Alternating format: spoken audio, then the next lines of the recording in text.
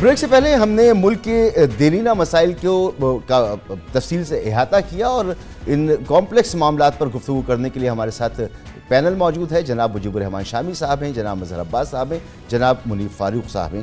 آپ تینوں مہمانوں کا بہت بہت شکریہ. شامی صاحب, سب سے پہلے آپ فرمائیے کہ یہ اس وقت ایک تشویشناک صورتحال جو ہے وہ عدلیہ اور اداروں کے درمیان تناؤ کی کیفیت ہے, تو اس کیفیت کو آپ کیسے دیکھ رہے ہیں؟ اب الیکشن کو تقریباً 2.5 مہینہ کے سے زیادہ کا وقت ہو چکا ہے, لیکن ملک میں سیاسی معاملات ہوں یا اداروں کے درمیان چپقلش کے معاملات ہوں, ان میں کوئی کمی دیکھنے میں نہیں مل رہی ہے ہمیں. دیکھیے, اداروں کے درمیان جو تعلقات ہیں وہ تو درست ہونے چاہیے. عدلیہ کا کام اپنا ہے اور جو ہماری سیکورٹی ایجنسیز ہیں ان کا کام اپنا ہے, ہماری فوج ہے اس کا کام اپنا ہے, ہماری پارلیمنٹ کا کام اپنا ہے, اور آئین نے ہر ایک کا دائرہ متعین کیا ہے, اس کو اپنے اپنے دائرے میں کام کرنا چاہیے. عدلیہ کا کام ہے مقننہ کے کیے گئے فیصلے جو ہیں اور انتظامیہ کے جو فیصلے ہیں ان کو ریویو کرنا اور دیکھنا کہ ان میں سے کوئی آئین کی خلاف ورزی تو نہیں ہوئی. اور ہمارے دفاعی ادارے جو ہیں ان کا کام ہے مملکت کی حفاظت کرنا, اس کے دستور کی حفاظت کرنا, اس کے دستور کے ساتھ جڑے رہنا. تو اب اگر عدلیہ کو شکایات پیدا ہوں گی اور اس کے لیے ازالہ کرنے کی کوشش ہوگی تو پھر اس پر کسی کو اعتراض تو نہیں ہونا چاہیے, بلکہ ذمہ داری کا تعین ہونا چاہیے. ہاں, یہ بات درست ہے کہ پوری احتیاط کے ساتھ اور آداب کے ساتھ یہ معاملات ہونے چاہیے. ہمیں ان کو عدالتوں میں ہی زیر بحث لانا چاہیے اور عدالتوں ہی میں طے کرنا چاہیے. عدالتوں کے معاملات جو ہیں وہ عدالتوں سے باہر طے نہیں ہونے چاہیے, اور جو بھی سیاسی لیڈر ہیں وہ اگر یہ کوشش کرتے ہیں تو ان کی کوشش جو ہے اس کی تائید نہیں کی جا سکتی, نہ تعریف کی جا سکتی ہے. تو میرا خیال ہے کہ جو ہمارا آئین ہے اس کا جو تقاضا ہے وہ یہی ہے کہ آداب کو ملحوظ رکھتے ہوئے معاملات کو آگے کی طرف بڑھایا جائے اور مملکت جو ہے اس کو مضبوط کیا جائے, اسے مستحکم کیا جائے اور آگے بڑھایا جائے.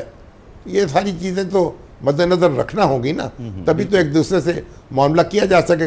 شکایات تو پیدا ہو سکتی ہیں, ان کا ازالہ بھی ہونا چاہیے. یہ تو نہیں ہے کہ شکایت پیدا ہوئی, اگر آپ کسی کے بیڈ روم میں کیمرے لگائیں گے تو یہ تو ایسی بات تو نہیں ہے کہ جس کی تعریف کی جائے یا جس کا کوئی نوٹس نہ لیا جائے یا جس کے ذمہ داروں کا تعین نہ کیا جائے. تو یہ ٹھنڈے دل سے غور کرنا چاہیے اور ٹھنڈے دل سے اقدام کرنا چاہیے. ٹھیک. مظہر عباس صاحب, مختلف رہنماؤں کی جانب سے جو عدلیہ مخالف بیانات اور پریس کانفرنس دیکھنے میں آ رہی ہیں, اس کی وجہ کیا ہو سکتی ہے؟ معاملات تو مزید خراب ہو رہے ہیں. آج فیصل واڈا صاحب اور مصطفیٰ کمال صاحب کو سپریم کورٹ نے طلب بھی کر لیا اس حوالے سے. دیکھیں مسعود, کیا مختلف ہو رہا ہے اس مرتبہ جو پہلے ہم نے نہیں دیکھا. دیکھیں, ماضی میں جو چیزیں ہوتی تھیں اس میں ہمیں بظاہر نظر آتا تھا, اور شامی صاحب مجھ سے سینئر ہیں, انہیں زیادہ پتہ ہوگا کہ اسٹیبلشمنٹ اور جوڈیشری اور پریزیڈنسی یہ سب ایک پیج پر تھے. یعنی 58 2B کا سہارا لے کے ایک گورنمنٹ کو ڈیزالو کیا جاتا تھا اور جوڈیشری اس کو لیجٹمائز کر دیتی تھی اس ایکشن کو. تو ایک وے آؤٹ تھا کہ کسی بھی گورنمنٹ کو اٹھا کے اگر آپ نے باہر پھینکنا ہے تو آپ آرام سے 58 2B کے تحت اس کو باہر پھینک سکتے تھے, اور جوڈیشری آپ کی سپورٹ میں کھڑی ہو جاتی تھی اور جوڈیشری اس کو لیجٹمائز کر دیتی تھی کہ جی ٹھیک کیا انہوں نے. لیکن ہم نے بعض اوقات دیکھا, جیسے 93 میں دیکھا کہ 93 میں جوڈیشری نے 58 2B کے خلاف فیصلہ دیا, لیکن اس کے باوجود بھی چونکہ اسٹیبلشمنٹ اور پریزیڈنسی ایک ساتھ تھے تو انہوں نے اٹھا کے اس مرتبہ یہ ہوا کہ پریزیڈنٹ کو بھی جانا پڑا, اور کیونکہ نواز شریف کی گورنمنٹ ریسٹور ہو گئی تھی, ایک کرائسس کھڑا ہو گیا تھا. تو یہ چیزیں پھر ہم نے دیکھا کہ چارٹر آف ڈیموکریسی کے بعد چیزیں کچھ تبدیل ہوئی ہیں, اور جو چیز آج آپ کو نظر آ رہی ہے, جو کرائسس آج نظر آ رہا ہے, وہ ایک غیر معمولی کرائسس ہے. کیوں ہے غیر معمولی؟ جوڈیشری جو ہے, چاہے اس میں ڈیوائیڈڈ وائسز ہوں, لیکن جوڈیشری بالکل کمپلیٹلی ماضی کے مقابلے میں آج اسٹیبلشمنٹ کے ساتھ اس طریقے سے نہیں کھڑی جو ہم نے ماضی میں دیکھا تھا. بالکل اسی طریقے سے جو ووٹر ہے اس نے 8 فروری کو ایک ایسا فیصلہ دیا جو کہ غیر متوقع تھا. ایک جماعت جس کو ہٹایا جانا کے طریقہ کار وہ ہوئے, اس کا الیکشن سمبل, ماضی میں بھی بہت سے لیڈرز تو ماضی میں بھی ڈسکوالیفائی ہوئے, لیکن اس مرتبہ یہ ہوا کہ اس پارٹی کا الیکشن سمبل بھی چلا گیا, جیسے ماضی میں ایک مرتبہ پیپلز پارٹی کا گیا تھا. لیکن اس کا جو ووٹر ہے, اس کا جو سپورٹر ہے, اس نے ووٹ ڈال کے وہ سارا نقشہ پلٹ کے رکھ دیا. اب وہ جو سارا نقشہ پلٹ کے رکھ دیا, تو اس سب کے باوجود کہ یہ جماعتی الیکشن تھے, جو غیر جماعتی اتحاد انڈیویجولز تھے, انڈیپینڈنٹ تھے, وہ جیت کر آ گئے اور ان کو سنگل لارجسٹ گروپ بن کے آ گئے. اس نے وہ پوری ایکویشن بدل کے رکھ دی, اس نے وہ پورا سینیریو بدل کے رکھ دیا. آج جو ہمیں نظر آ رہا ہے, اس میں نظر آ رہا ہے کہ ایک طرف اسٹیبلشمنٹ ہے, اس کے ساتھ کولیشن گورنمنٹ کھڑی ہوئی ہے, ان کے اتحادی کھڑے ہیں, اور دوسری طرف اپوزیشن ہے پاکستان تحریک انصاف کی شکل میں, اس کو کسی حد تک سپورٹ حاصل ہے جمعیت علماء اسلام کی اور کچھ دیگر سیاسی جماعتوں کی. تو ایک پولرائزیشن ہے اس وقت پرو اور اینٹا عمران کے درمیان. اس وقت پولیٹکس بہت واضح طور پہ نظر آ رہی ہے کہ ایک پرو عمران ہے, ایک اینٹا عمران ہے. اب اس کرائسس سے نکلنے کا جو طریقہ ہے وہ کیا ہو سکتا ہے؟ ایک تو یہ ہو سکتا ہے کہ ان کے الیکشن ٹرائبونلز ہے, 4 مہینے میں انہیں فیصلہ دینا ہے. بظاہر کچھ نہیں نظر آتا کہ جو 150 کے قریب ان کے پاس اپلیکیشنز ہیں, ان پر کیوں نہیں ہیئرنگ ہو رہی, جلدی فیصلہ کریں. لیکن کیا اس کے نتیجے میں اگر P T I single largest party بن کے نکل آتی ہے اور پی ٹی آئی حکومت بنانے کی پوزیشن میں ہوتی ہے, تو کیا وہ چیز ایکسیپٹیبل ہوگی؟ نہیں ہوگی ایکسیپٹیبل. تو ایک ایسا کرائسس ہے کہ جس کو صرف اس صورت میں جو ہے ریزالو کرنا نظر آتا ہے کہ یا تو آپ اس مینڈیٹ کو تسلیم کریں, یا یہ کہ جو اپوزیشن پارٹی ہے اس کے اندر اتنی فلیکسیبلٹی آئے کہ چلیں آپ ایک طرف وہ اسٹیبلشمنٹ سے گفتگو کرنا چاہتے ہیں, اسٹیبلشمنٹ کہہ رہی ہے آپ 9 مئی کے واقعے پر معافی مانگیں, آپ کہہ رہے ہیں کہ نہیں ہم کیوں معافی مانگیں, آپ معافی مانگیں. تو ایک نو ون سچویشن ہے. اب اس میں واحد جو ریزالو نظر آتا ہے وہ یہ نظر آتا ہے کہ جوڈیشری کہاں اسٹینڈ کرے گی. جس وقت جوڈیشری نے کوئی فیصلہ کیا, اس کا جو ترازو ہے وہ کس پلڑے میں جا کر گرتا ہے, وہ ٹرننگ پوائنٹ ہوگا, اور اس سے شاید مسئلہ کسی حد تک جائے. اگر نہیں جاتا تو کچھ بھی ہو سکتا ہے.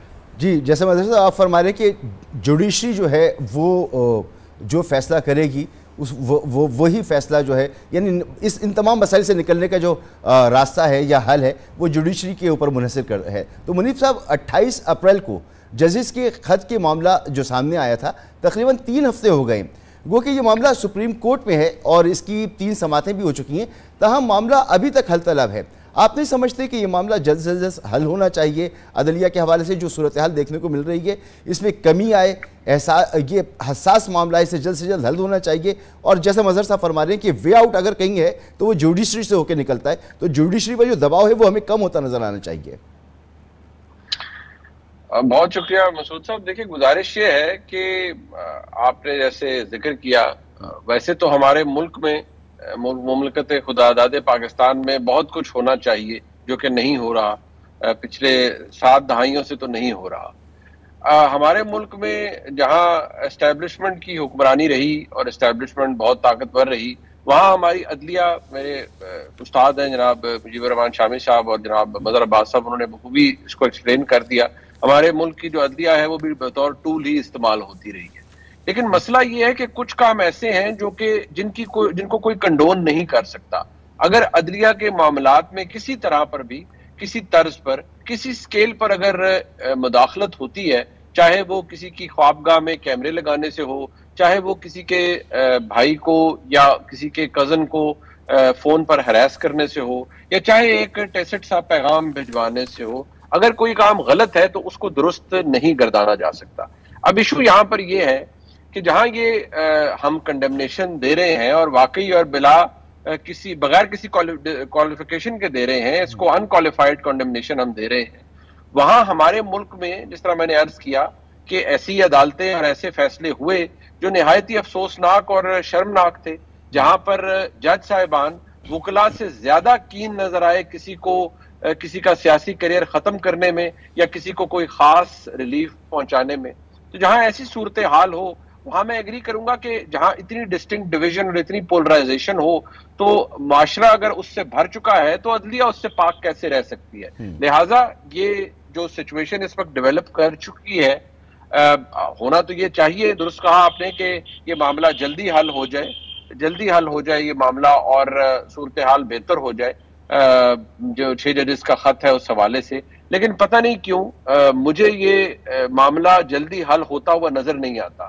آپ نئی ریکمنڈیشنز دے دیں گے, آپ نیا کوئی پروسیجر وضع کر دیں گے, جو مختلف چیف جسٹس صاحبان ہیں مختلف ہائی کورٹس کے, جو انہوں نے معاملات بھیجے ہیں, جو انہوں نے ریکمنڈیشنز بھیجی ہیں, وہ بہت زوردار بھی ہوں گی, بڑی وزندار بھی ہوں گی, لیکن at the end of the day ہوں گی تو وہ ایک ڈاکیومنٹ کی صورت میں ہی. ان پر عمل درآمد کس طرح سے ممکن ہے؟ اور اگر کوئی ایک ہائی کورٹ, جس طرح اسلام آباد ہائی کورٹ کے 6 ججز نے معاملہ ریز کیا ہے, کوئی اور ہائی کورٹ ریز کر دیتی ہے, تو اس کا نتیجہ کیا نکلے گا؟ مسئلہ یہاں پر جو بنیادی ہے وہ یہ کہ اختیار ہے کس کے پاس, اختیار استعمال کون کرتا ہے, اور اختیار کے اوپر کوئی چیک ہے یا نہیں ہے. جب تک ہمارے ملک میں حکومتیں بنائی یا گرائی اسٹیبلشمنٹ کی مدد سے جاتی رہیں گی, تب تک مجھے نہیں لگتا ہمارے ملک میں کوئی بڑی سٹرکچرل تبدیلی آ سکتی ہے. جی بالکل, آپ کا انالیسس جو ہے وہ وزن رکھتا ہے.